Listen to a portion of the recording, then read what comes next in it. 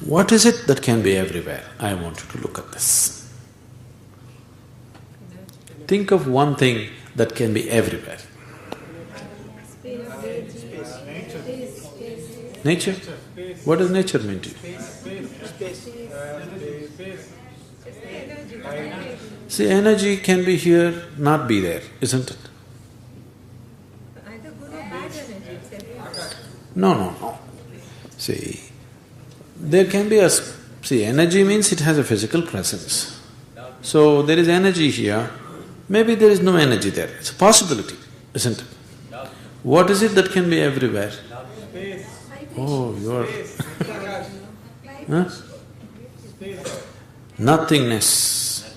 Nothingness is the only thing which can be everywhere, isn't it? You don't like it. Now, you're flying up there, you're flying within the atmosphere, so there is something. Suppose your airplane takes off and flies beyond this atmospheric space. What is there? Total nothingness, isn't it? If you look up in the sky in the night, what do you see? Stars. But I want you to understand, stars are just tiny specks out there.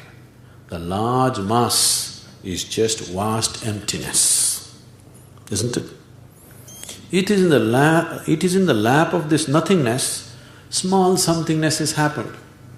Your planets, stars, galaxies are just little happenings in the vast emptiness of space. So nothingness is the only thing which can be everywhere. So if nothingness is all that can be everywhere, today modern science is proving to you beyond any doubt, everything is coming from nothing and going back to nothing. Do you know this? Do you know modern science is proving to you your theory of relativity, quantum theory and now the string one, they're all out to prove to you that everything comes from nothing and goes back to nothing. A whole galaxy of stars, many times they just collapse into themselves and become nothing. Some of them explode and become supernovas, but many of them just collapse into themselves and just become nothing. These are called black holes. So, everything comes from nothing, goes back to nothing. What you call as creation is just a small happening, a brief happening, maybe a few 100 million years, but still, in the vastness of the space, it is just a small, brief happening. You may think you are too much, but you are just a brief happening, isn't it? Simply you appear like this, you'll disappear tomorrow, isn't it?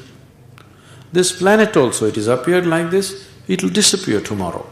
But the vastness of the space is always there. It is in the lap of this space, everything is happening. It is in the lap of nothingness, somethingness sprouts and dies, sprouts and dies. So everything is coming from nothing. You know the word Shiva? The word Shiva means that which is not. The word Shiva literally means that which is not. That which is creation. That which is not is Shiva or the creator. So, this is ultimate science for you. They're just telling you everything comes from nothing and goes back to nothing. Because everything is supposed to come from Shiva and he is that which is not. He is nothingness. Or in other words, he is darkness. Space is just utter darkness, isn't it? Yes, experientially. The sources of light are always limited. If you see light, it means something is burning there. It won't be forever, it'll burn up after some time. You feel and see, something is burning here. Yes? In a mild way maybe, but something is burning and you can't keep the burning forever. You cannot keep any burning forever. It will burn itself out after some time. Even the greatest source of light that you know is sun. Even he is burning himself up. One day he will be done. Yes or no? Such a great source of light. Just with my hand, I can stop the light and leave a long shadow of darkness, isn't it? But darkness, can you stop it anywhere? It is everywhere, into everything. So, your religion's told you, God is everywhere. That means they're telling you God is darkness. But always you believed divine light, never divine darkness.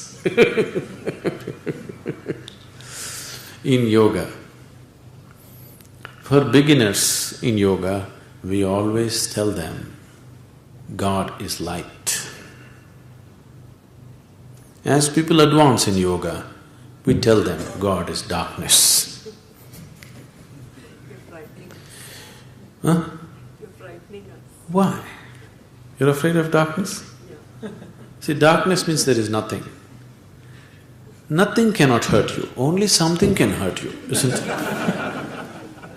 Isn't it so? Huh? Nothing created us. Yes. Why are you afraid of that which created you? But that's nothing. Yes, it's nothing. But that means there is something which has made us. See, there was some time ago this philosophy. Some time ago, modern science believed nothing can be actually created or destroyed. You can only convert one thing into another. Matter can neither be created nor can it be destroyed, but not anymore. Worldwide, physical research laboratories have done this. Now they can destroy a proton or a neutron, not releasing any energy, not becoming anything else, just simply plain destruction. An existing proton, you can make it non-existent. And in vacuum states, where nothing is, they can produce what is called as virtual protons and virtual neutrons. One of the experiments happened in the coal or gold mines. Do you know this?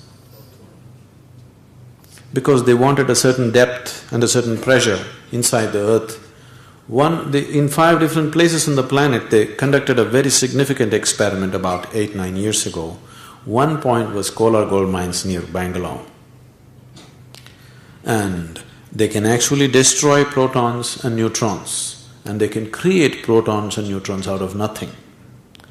So, this whole idea of if something has to be there, something else has to be there behind it, doesn't arise anymore. Everything comes from nothing and goes back to nothing. Huh? Nothing makes something. May make something, not necessarily.